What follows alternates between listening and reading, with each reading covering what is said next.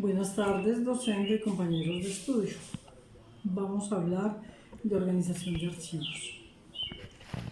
Entonces puedo decir que para hablar de organización de archivos debemos conocer necesariamente lo que es la normatividad archivística exigida por el Archivo General de la Nación mediante la Ley 594 de 2000 y otras reglas, otras normatividades que voy enunciando en el transcurrir de la presentación.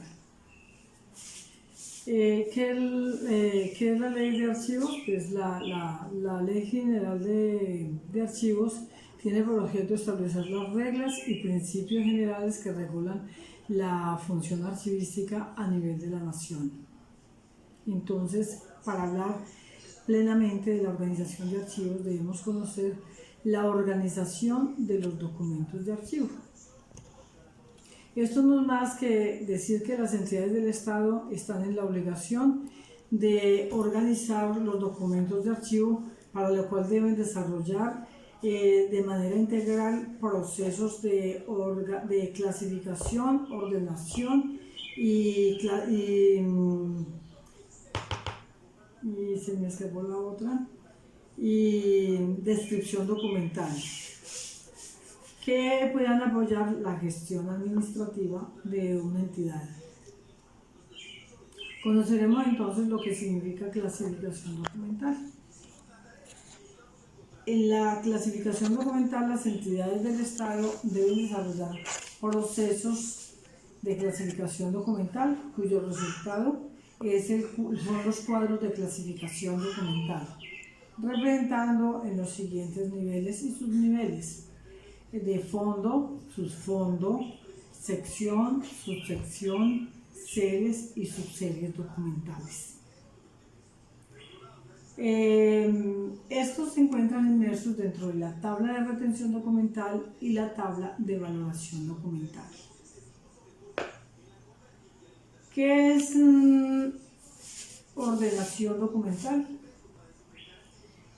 Las entidades públicas y privadas que cumplen funciones públicas deberán desarrollar procesos de ordenación documental garantizando la adecuada disposición y control de los documentos en cada una de las fases de archivo, permitiendo su disponibilidad durante el tiempo de permanencia en cada uno de ellos.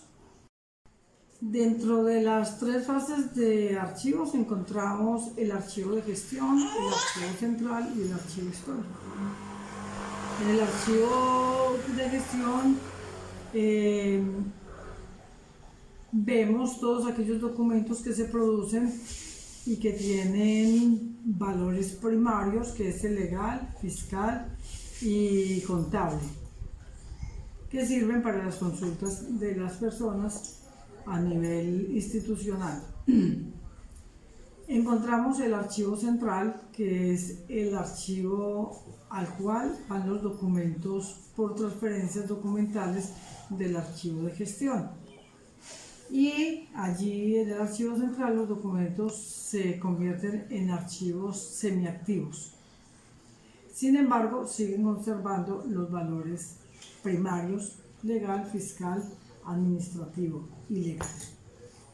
Del archivo central los documentos van al archivo histórico mediante otra transferencia, es decir, en el archivo central se hará la selección de aquellos documentos que nos indique la tabla de retención documental, que son de carácter de conservación total, selección o digitalización o microfilmación y eliminación. Pero estos van de acuerdo a la transferencia documental estampada en la tabla de retención documental. Allí en el archivo histórico los documentos cobran entonces valores secundarios. Estos valores permiten a la documentación servir para la historia, para la investigación, para la cultura, para la ciencia, para la educación. Luego entonces hablamos de la descripción de los documentos. Los documentos en esta fase del archivo se encuentran los documentos, iniciando con el registro de erradicación oficial de las áreas de gestión documental o quien haga sus veces en la entidad, y continuando durante la fase de archivo de gestión hasta la transferencia al archivo central e histórico en cada unidad administrativa, cuando sea el momento, cuando corresponda. Bueno, allí como normatividad encontramos el Acuerdo 042. El Acuerdo 042 de 2002, por el cual se establecen los criterios para la organización de los archivos de gestión en las entidades públicas y privadas que tengan funciones públicas. Y allí pues encontramos lo que tiene que ver con el trámite del inventario único documental, y se desarrollan otros artículos como el 21, el 22, el 23, entidades públicas y privadas que cumplen funciones públicas. Dentro de la norma 004 de 2013. En este acuerdo encontramos que se reglamenta parcialmente el decreto 2578 de 2009, perdón, de 2012, y se modifica el procedimiento para la elaboración y presentación, evaluación y aprobación de las tablas de retención documental y las tablas de valoración documental. Es decir, da un cambio la normatividad para la ejecución de estos instrumentos archivísticos. Hablamos entonces de qué son las tablas de retención documental. Las tablas de retención documental son un listado de series y subseries documentales con sus respectivos tipos documentales, a los cuales se les da un procedimiento, se les indica los medios o los soportes donde se van a conservar, y se les da una disposición final. Se les da una disposición final, ya sea de conservación total, selección, microfilmación o digitalización y eliminación de los documentos. Entonces, para la elaboración de las tablas de retención documental, las entidades del Estado, del orden nacional, departamental, distrital y municipal, y las entidades públicas que cumplen funciones públicas deberán elaborar, evaluar, aprobar e implementar, actualizar las tablas de retención documental y las de valoración documental de conformidad con lo establecido en el presente acuerdo, o sea, el acuerdo 004,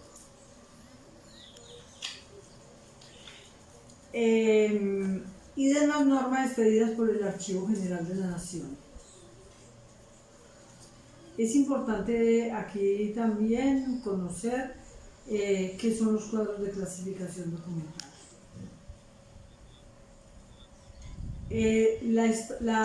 Podemos decir que para la elaboración de las tablas de retención documental y las de valoración documental, estas deben llevarse a cabo a partir de los cuadros de clasificación documental, siguiendo la estructura organizacional de la institución. Y entonces preguntamos qué es estructura organizacional de la institución. Esta no es más que la representación gráfica de la institución mediante un organigrama, el cual se presenta de orden jerárquico. Ejemplo, decimos despacho del gobernador, y sucesivamente van organizándose las distintas secretarías o áreas de la institución que han sido creadas mediante actos administrativos al interior de la entidad. Esto se hace desde el punto de vista jerárquico, empezando por la cabeza visible de la institución y terminando en la unidad administrativa de menor jerarquía. Encontramos también que para la actualización de las tablas de retención documental se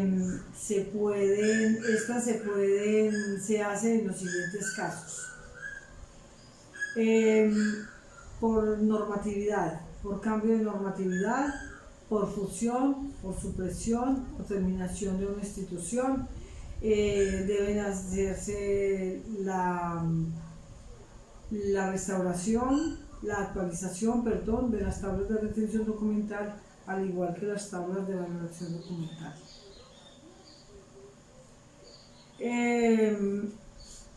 Cuando se transforman tipos documentales, es decir, cuando nacen nuevas series documentales o subseries documentales, o cuando por cambio de función al interior de la institución, también son factores para la actualización de las tablas de retención documental.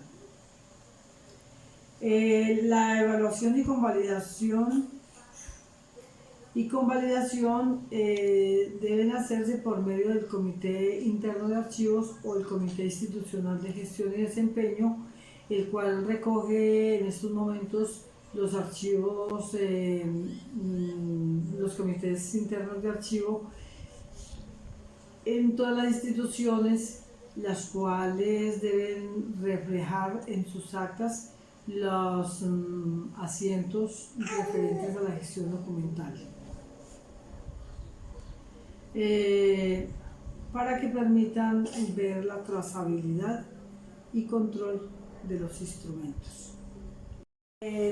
Continuando con parte de la normatividad, hablamos del Acuerdo 002 de 2014, por el cual se establecen los criterios básicos para la creación, conformación, organización, control y consulta de los expedientes de archivo, y se dictan otras disposiciones. Para ello, entonces, hablamos de la creación y conformación de los expedientes.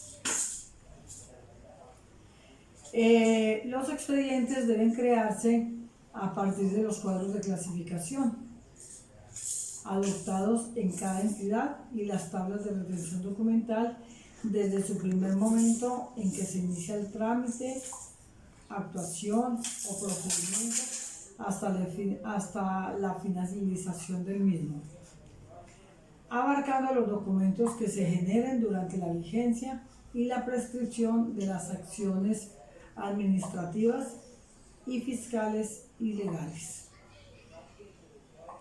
Con eso hablamos de la apertura de un expediente. Ahora hablemos del cierre del mismo expediente. Este se puede llevar a cabo en dos momentos. Cierre administrativo. Una vez finalizadas las actuaciones y resuelto el trámite y el procedimiento administrativo del documento que dé el origen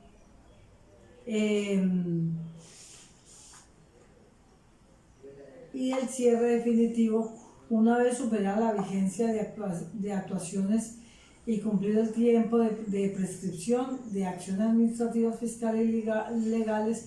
Durante esa fase se puede agregar nuevos documentos. Es decir, el expediente ya está cerrado, pero porque como necesitamos, siguen llegando documentos o se siguen generando a raíz del expediente ya creado. Entonces este documento se cerró, pero pueden seguir llegando documentos a él. Bueno,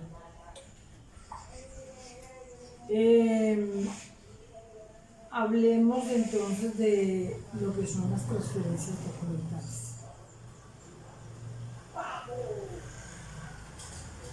Hablemos entonces acerca de lo que son las transferencias documentales.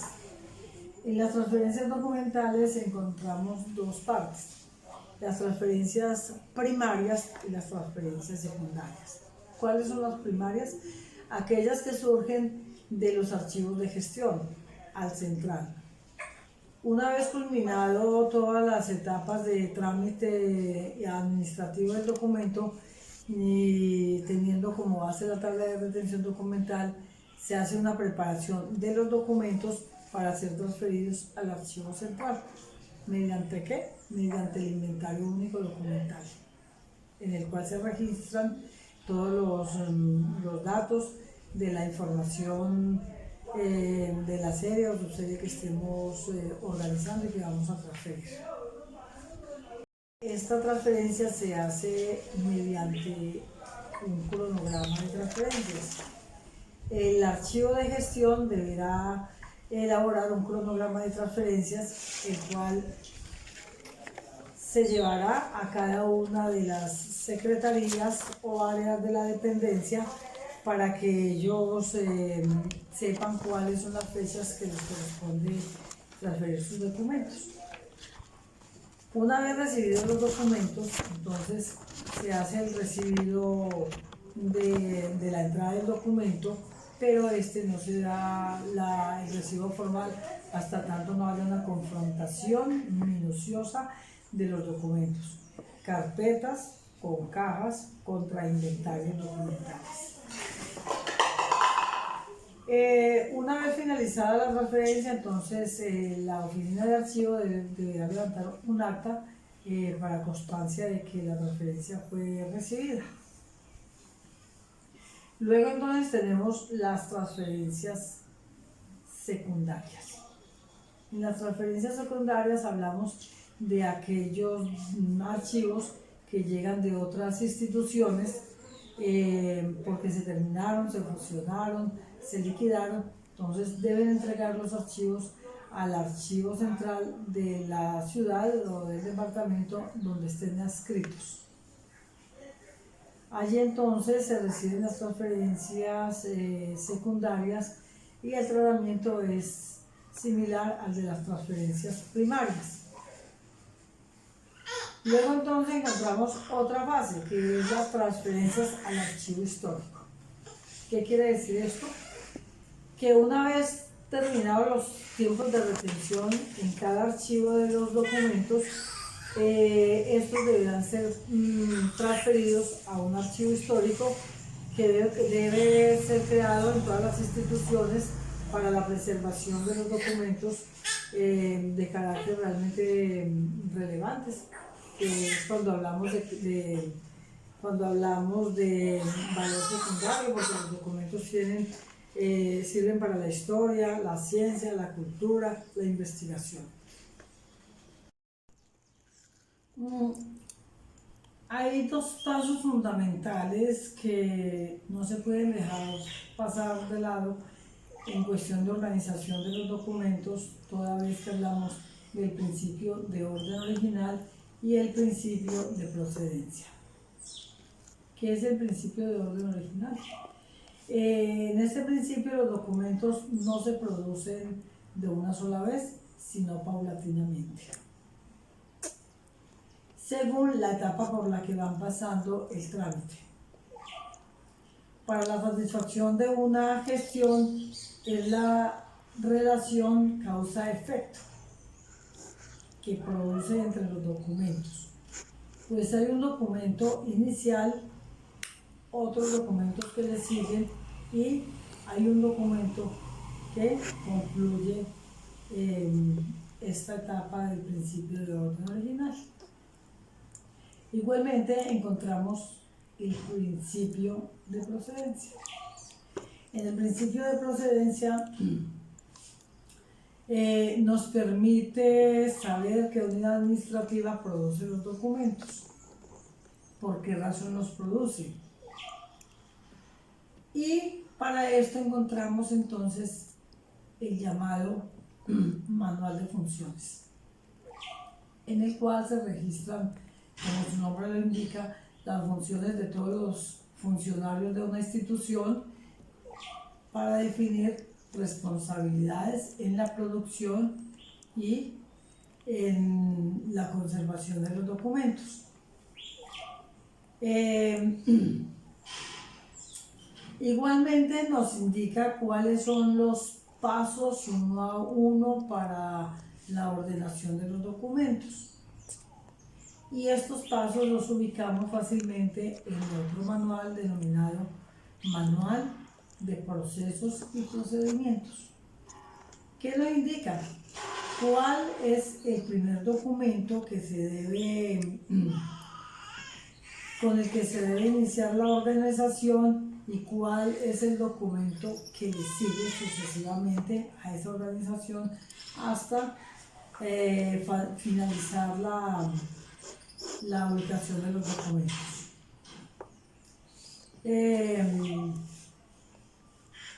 El principio de procedencia. Igualmente hablaremos de un sistema de ordenación de los documentos.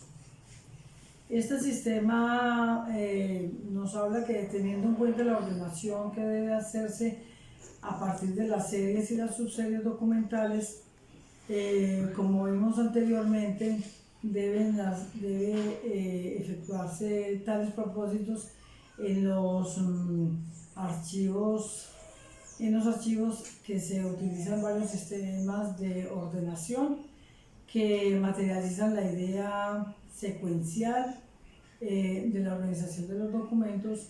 Entre ellos tenemos entonces el sistema alfabético, el sistema, los numéricos y el sistema mixto.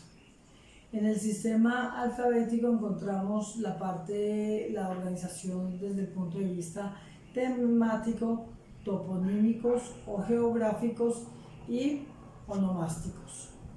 Ya en la parte de numeración encontramos la parte ordinal y la parte cronológica de la organización de los documentos. En la parte lista entonces encontramos la parte alfanumérica y la ordinal o cronológica. Entonces nosotros podemos utilizar estos medios para la organización de nuestros documentos. Ejemplo, si tenemos unos contratos, normalmente los contratos van consecutivamente organizados por unos números y nos permite entonces, para organizarlos desde el punto de vista numéricos, podemos hacer la combinación mixto. Podemos hacer la combinación de números y alfabeto cuando vamos a hacer los inventarios documentales, es decir, podemos seguir la numeración que tienen los documentos y le agregamos la parte alfabética, que sería el nombre del contratista. Si fuesen las historias laborales, igualmente, colocaríamos que la primera historia laboral sería la número 1 y seguidamente colocaríamos el nombre de la persona dueña de esos documentos, esto desde el punto de vista alfabético, y en este caso pues podríamos utilizar el alfanumérico. No podemos dejar pasar por alto estos medios, toda vez que requieren para poder decir que tenemos archivos plenamente organizados. Si bien es cierto, esta parte de ordenación no son fáciles de comprender, su aplicación no ha sido la mejor en nuestro país, no ha sido aplicada adecuadamente.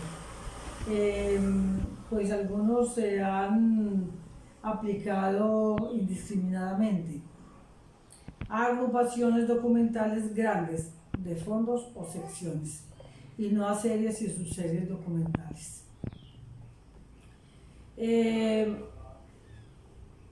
Esta parte de la organización de los documentos es supremamente importante a la hora de indexar los documentos a las respectivas carpetas que son exigidas por la Ley 594 de 2000 que son las carpetas desasificadas de 4 tapas y las cajas de referencia 3512 para archivos inactivos. Son los recomendados por el Archivo General de la Nación. Nos saltamos de pronto también la necesidad de hacer depuración a los documentos en la hora de ordenarlos, toda vez que en las carpetas no pueden permanecer documentos en blanco, folletos, fotografías, planos, papel de faz sin ningún contenido, invitaciones, etcétera, etcétera. Igualmente, porque todo esto es perjudicial para el documento. Entonces, si nosotros dejáramos todos estos enunciados dentro de la carpeta, pues no estaríamos aplicando realmente el sistema el principio de orden original de los documentos. Bueno, compañeros, creo que con esto he finalizado la intervención y puedo decir que realmente la clasificación más la ordenación más la descripción igual a organización de documentos de archivo. Muchísimas gracias para todos por la atención prestada y feliz tarde.